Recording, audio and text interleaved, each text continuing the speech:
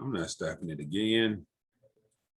Whatever is recorded this time is what's going to be recorded this time. I'm not. If it's an error, it's an error. But I'm gonna give you as much time as I can give you today, and hopefully you'll watch. If not, you won't learn anything. But hey, this is Big Perk from the Perspective. Namaste, everybody, and welcome again to the Perspective. I know it's been a while. I don't like giving excuses for why I hadn't been here. I just hadn't been here. That's about it. Now I am here, and I have some things I want to talk about. So let's get it underway.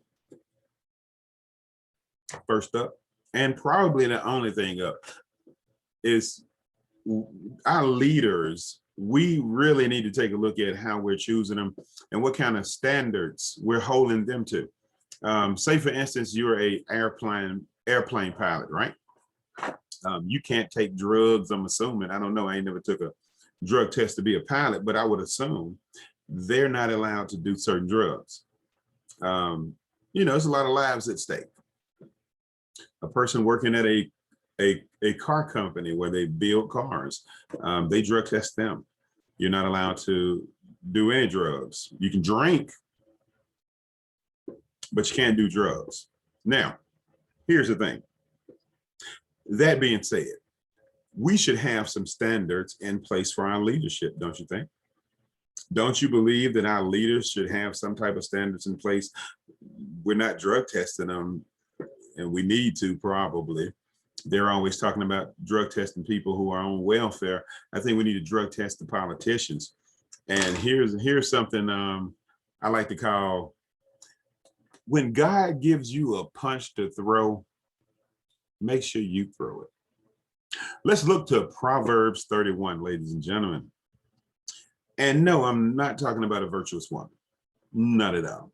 I know the last time I had a conversation with someone about Proverbs 31, they said it's a virtuous woman, and they talked about that. And to me, it was like, do you know that there's a whole nother section above that where it describes a leader? A king, a leader, prince, someone in charge of other person's lives. It describes it. So I'm gonna pull it up, and then I'm gonna share my screen, and I want you to take a look at it, because I think that's the standard we need to hold our leadership to. We're not holding them to any standard other than you sound good on TV. Now, if you knew what I'm about to show you, if you knew this, then you probably would say none of our leadership right now or in the past have been worthy leaders. And what I mean to say is, we're going to take a look at it. How about that? Let me just go ahead and share my screen. And I'm going to try to do this the right way to make it make sense. Let's share that one right there. Right there. Okay. Can I move this over? Well, you can see that. Now, Proverbs 31, it says, the sayings of King Lemuel, and inspired utterance his mother taught him. Now, the scholars have said they don't know who that gentleman is. They don't have any record of a king with that name. However, when I look at it, there's a dude named Emmanuel. That's kind of close. So what if that's Mary talking to Emmanuel? Because remember, his name was not actually Jesus Christ. I know you didn't know that, but his name was Emmanuel. Probably Johnson. I don't know what his last name was. Who knows? But again, it says, listen, my son. Listen, son of my womb. Listen, my son, the answer to my prayers. Do not spend your strength on women, your vigor on those who ruin kings. Now we can stop right there. Just for a second, we want to go over that. Do not spend your strength on women, your vigor on those who ruin kings. You really don't want to have someone who's not supporting you, lifting you up. You know what? Let's go to a different version of this. This reads differently. Last time I read it, that ain't the King of James. Okay, here we go. That's more King James easy right here. All right, the words of King Lemuel and utterance. The utterance which his mother taught him. What, my son, and what, son of my womb, and what, son of my vows? Do not give your strength to women, nor your ways to that which destroy kings. Again, things that destroy kings. I had to learn this, and I learned this year. So I'm not trying to tell you something that I knew 15 years ago. Oh, I'm bringing it to you and telling you, we need to do this. I've been trying to tell you, no, just learned this. Seriously, I don't know how it was brought to my attention, but it was a big deal when I read it. And let's keep going. It is not for kings, O Lemuel. It is not for kings to drink wine, lest they drink and forget the law and pervert the justice of all the afflicted. Give strong drink to him who is perishing, and wine to those who are bitter of heart. Let him drink to forget his poverty and remember his misery no more. Open your mouth for the speechless in the cause of all who are appointed to die. Open your mouth, judge righteously, and plead the cause of the poor and needy. Now, if we have our leadership held to standards, then let's take a look at this here and see what kind of standards our leaders should be upheld to. Do not drink wine. Do not oh shit, I skipped one. Nor princes intoxicating drink. Yeah, I skipped all over that. So again, kings and princes intoxicating drink, lest he forget the law and pervert the justice of all the afflicted. What that basically means is we're going to go and let you read it somewhere else, because I don't want to keep giving you my opinion without you actually reading it. So this is somebody translating it in the newer version of the Bible, the International Reader's Version. And it says the rights, they might take away the rights of all those who are treated badly. Let beer be for those who are dying. Let wine be for those who are sad and troubled. Let them drink to forget how poor they are. Let them forget their suffering. So again, it's saying the same thing.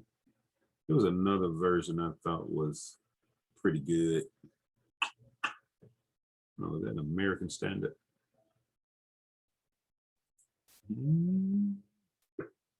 This one looks longer. But again, you can go ahead and read it for yourself. It's basically saying don't drink if you're a leader. It will cause you to do the poor wrong. It'll cause you to forget about the poor. And that's exactly what we've been seeing. And again, this is not something I knew. I just found out this year. So when God gives you something, it's about timing. So the timing is right. And we have to start looking at our leaders and saying, hey, you guys have to have some type of rules too. I don't need a cool leader. I don't need a handshaking, ball throwing, coming and hanging out with me, saxophone playing leader. That's not who I need to lead. No, I need somebody who doesn't drink, don't get high, be the smartest person in the room so that you make the decisions that are best for the people. And that goes from the mayors to the governors to the city council. We need to have the smartest people Non-drunks. See, if you're going home at the end of the evening and having a drink, then no, sorry. You should resign, and or you know what? Don't resign. Go to AA. How about that? See, we need to have you guys start to go to AA. We need you to get yourselves together.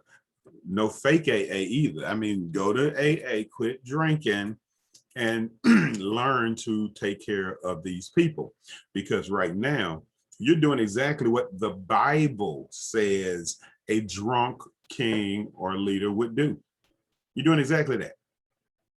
So when you're wondering, why are they doing this? Why aren't they taking care of this? Why do we have a space force?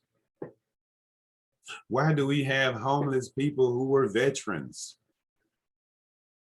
Why are they doing this? Why are they doing that? Well, it's because your leader goes home at the end of the night and have a drink and forget all about what they did to you. And then they come and get in front of a camera the next day and they tell you some stuff that sounds really good and some sound bites. 15-second sound bite, 20-second, 1 minute, 5 minutes. They're repeating the same thing over and over. Are you guys not paying attention? This is, you can go back 8 years and you can hear the same rhetoric from that election. Seriously, you can go back 12 and it's the same thing. Voting rights is a problem. Immigration, still a problem. Still trying to raise minimum wage. Healthcare, still a problem. I'm like, are we in a circle of stupid?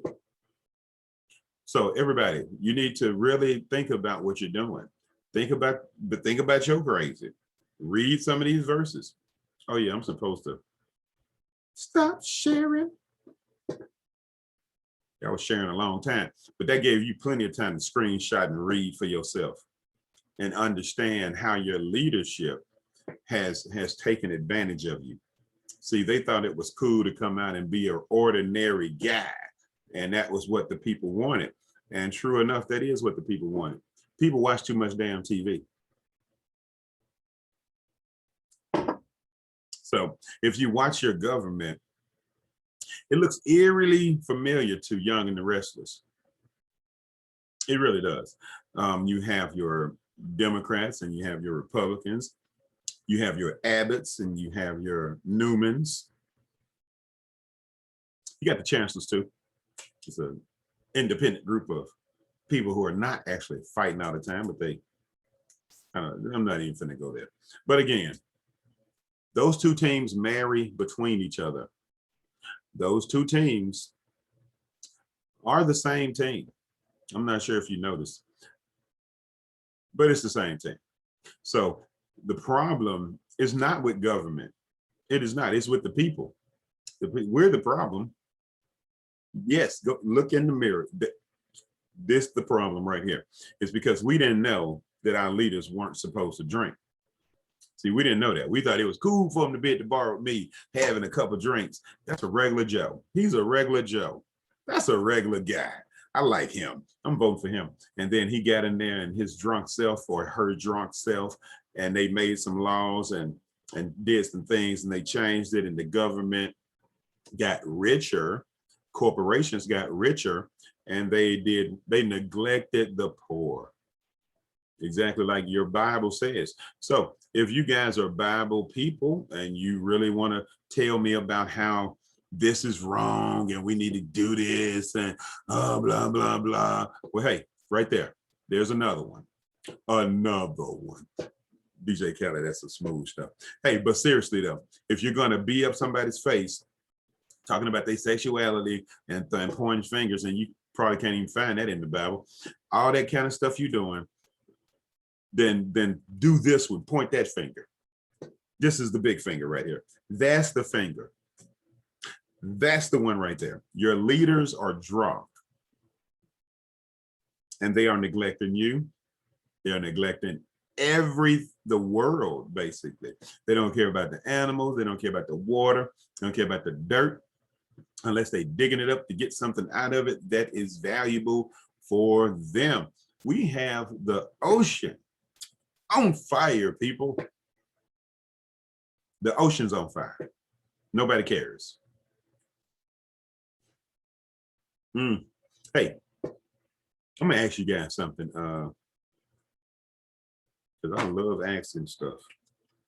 Did you all know that the planet that we're actually riding on is alive? Did you know that? You didn't know that? Well, I'm gonna show you something. I'm not gonna show it to you, but I'm gonna tell you something. Think about this. I have hairs growing out of my arms. I have hair growing out of my chin. There are things inside me you can't see that are constantly moving around, keeping this body alive. There are, say you ever ate a whole lot of fried foods for a long time and got a boil, like a little volcano on your leg? You pop that joker and it busts out all this horrible stuff. I'm telling you, don't eat that much fried food. But again, I want you to think about the planet for a second. Oh, while we got water behind me, you ever cried tears, enough tears to create a puddle on your face?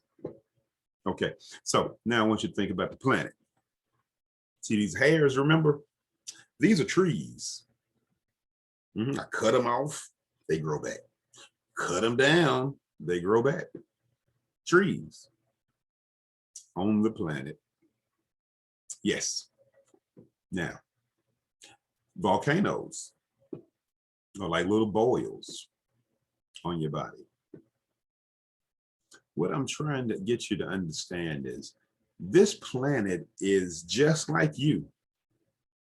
The difference is you have a voice of talking to things like you, and you believe that we're sentient beings and we're just outstanding, made in God's image, and we're running around here, and you really don't know you're fleas on an elephant. You're really fleas on the elephant. We can't even see you unless we get real close to that elephant. So imagine the earth being in a whole nother category, a whole nother league of communication. Just, you don't have any idea of where the communication is going. But you can tell that this planet is constantly moving, constantly changing all the time. And it is itching with fleas. And the reason I say itching with fleas is because I believe that the earth is highly pissed off and constantly asking us through people. See, we're on a spiritual journey, and this planet is like our mother moving through space. And that sun, he's a little farther away, but he's pretty hot. The farther away is, the better. But yeah, I said that the way I said it for a reason. But what I'm trying to tell you is, if mothers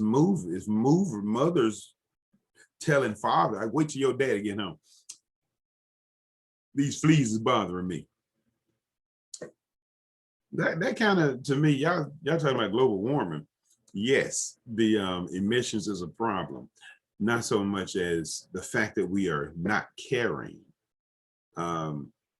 We could dissipate most of that into space. We could dissipate most of that CO2 out of the atmosphere if mother was happy.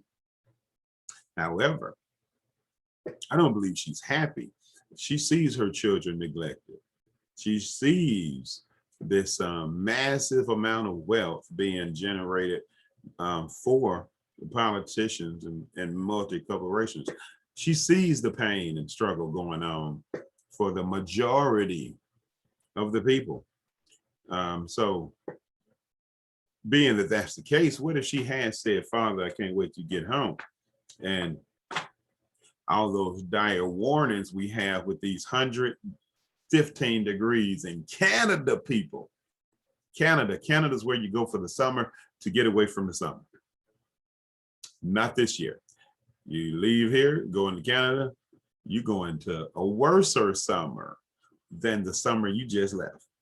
So you ask yourself, are we currently being warned? Are we being warned? Like, hey, get your shit together. Seriously. Are we being warned? Is anybody paying attention? Does anybody care? And I know you're probably saying, well, ain't nothing we can do about it. There's nothing we can do about it. Yes, it's a lot you can do about it. First off, you need to start believing that anything is possible with God power, Buddha power, whoever you want to pray to. It's about the laws anyway. Just to kind of clarify something, no, God is not a great big old man with a ant farm trying to punish everybody. No. However, the Creator created all of this and put laws in place, like this one. That's the law of gravity. If you are on a object spinning around in a circle, and that circle of that mass has gravitational pull, if you jump up, you won't come off of it.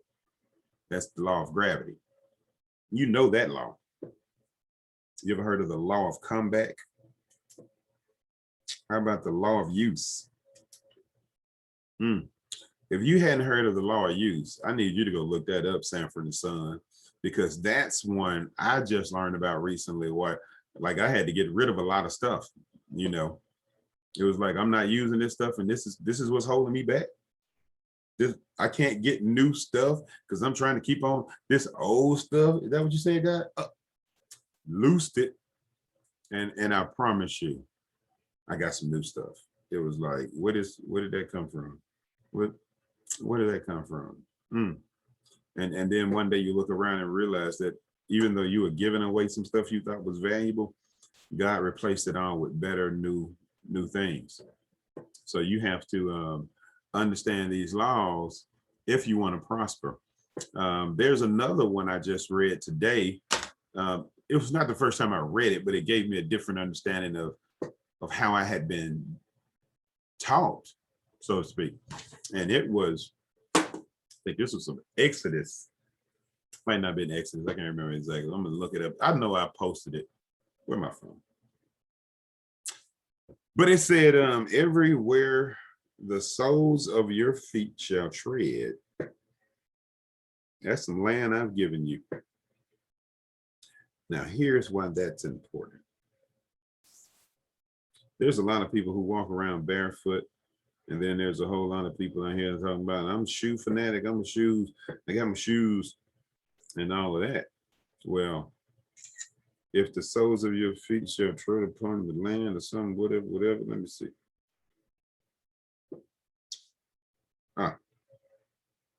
Every place that the soles of your footsteps shall tread upon, that have I given you.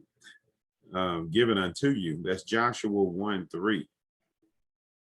Every place that the sole of your foot shall tread upon, that have I given unto you, as I said to Moses.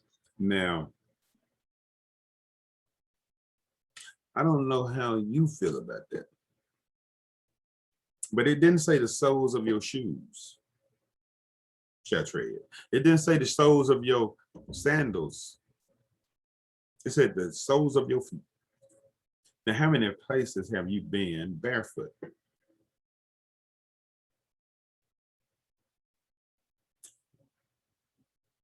Now, I want you to think about another group of people that may be a little bit lighter than me, that walk around barefoot all the time.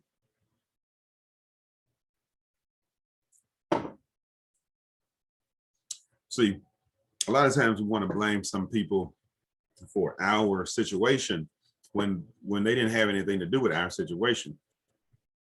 Our inability to seek the right things, to accept the right things, our misuse of the power of the tongue. That's another law that is being destroyed. Woo, in the brown community. I'm like, tell you, like, the power of the tongue is such a problem because we, for some reason, believe compliments can be insults. No, it has been crippling us, and we have to change. We have to change it. You don't have to believe it, baby. I'm telling you, you can go around and look crazy all you want to, but at the end of the day, law is the law. You want to change your life? Learn the law. You want to get out of this poverty situation? Learn the law. Talk yourself, think yourself, speak yourself out of this. Because those people over there, when I talk to them, they have nothing but, man, I wish they could come on, do better. And you know, that's that sending out positive energy. It's the law of comeback. That's another law. Some people call it karma, but it's the law of comeback. The things you put out come back. So if somebody's sitting in the back like, I wish they could get their stuff together and get more education and get better jobs, and I wish they would take care of their neighborhood. But that comes back to those people. And guess what comes back to us? They need to pay for what they did to us. They need to understand how we've been suffering and all that. We need to make them slaves. And guess what? That came right back to us. So you can play crazy all you want to, but there's this law called shut the fuck up. So I know I lost a couple people then, but hey, there's another law called shut up if you don't have anything good to say. Seriously, if you don't have anything positive to say, shut up. If you don't have anything good to tell somebody, shut up. Your criticisms and your critiques, that's the same thing. Right? All your ignorance is coming back to us and keeping us in a serious downslide to who knows where. Speaking of downslides to who knows where. Yeah, I got some more minutes for this one because this is one of my recent favorite topics. Y'all can tell I'm just gonna do what I want to do. Recent favorite topic, and this one was brought to you by a friend of mine, but we're gonna address it. It was who's out of control? People want to say the kids are out of control. Are they really? Or are they not watching us? Now, I'll be the first to admit, hey, I should never had participated in Freak Meet. I shouldn't have. I thought it was fun, and even my memories of it seemed like it was a good time. It was probably the worst example I could have set for my nieces and nephews. Again, admitting I should have never played Luke, Dr. NWA, Tupac, and all that kind of stuff. I never should have been playing that out loud so other people could hear it. I didn't realize at the time I was a role model. People were watching me. My nieces and nephews, cousins, kids, everybody was like, "You my favorite cousin, you so cool." And at the time, I was drunk and high, so it made me feel good. Now that I've sobered up and I look back on my life, I say, man, why you think I'm out here doing this? I got some fixing to do. I am trying to buy my way like Constantine, baby. I'm trying to get into heaven by saving some folks, because it's probably the only way I'm gonna be able to get in there. And just like Constantine, y'all think it's a God. I know it is. So you wonder what I'm doing every day? Meditating and praying. trying to figure out a way to help you all. Again, ginger and lemon for a whole year.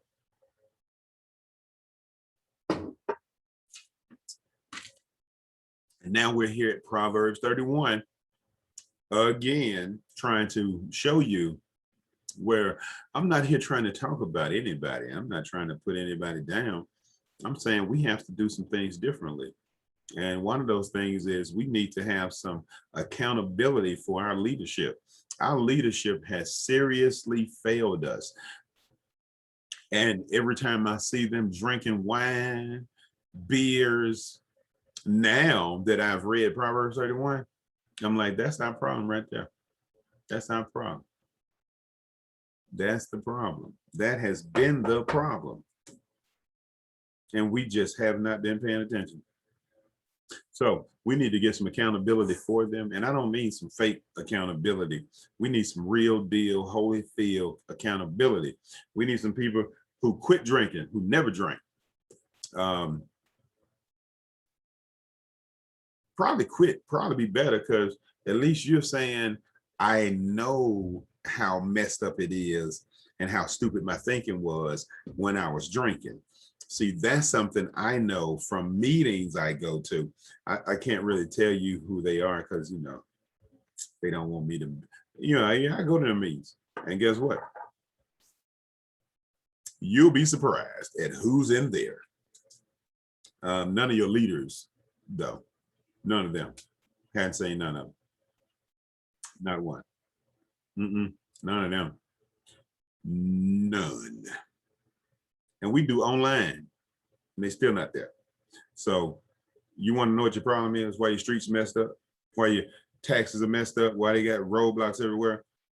Your leaders are garbage. That's why. And it's not their fault. You never read Proverbs 31. I never read Proverbs 31. So I voted blindly, not knowing that this person shouldn't be elected. This person shouldn't even be running for office, because the Bible said it. The Bible says this is what that person is going to do if we let them in the office. And guess what? That's what they've been doing. They've been writing laws and writing rules that do not apply to anybody but a corporation and themselves. So, ladies and gentlemen, we can continue to go in this circle, pointing fingers. Well, hey, you can take them fingers I just pointed and say, hey, let's write some names down. Let's remove some people. Let's get some new people in office. That's about all I got. I think I'm hungry. So I'm gonna start shooting a whole lot more videos, because I keep hearing people say, you know, you got to practice to make purse. And I'm like, you sure right, man. You got to practice to make purse. So this is just one of many more coming. I might start doing them every day. But hey, big perk. And that's my perspective. See y'all later. Peace and love and light, joy, and all prosperity to those who are listening. We love you. Project Humanity, Generation Now. Yeah, this is the design we're working on. As you can see, this is green. That's why you can see it like it look like that. Water's in my chest, baby. So we're gonna pick a new background, and we're gonna be back around this town later on. And we love y'all. Y'all take care of yourselves and hold those leaders accountable. All of them. This answers a whole lot of your questions. Later.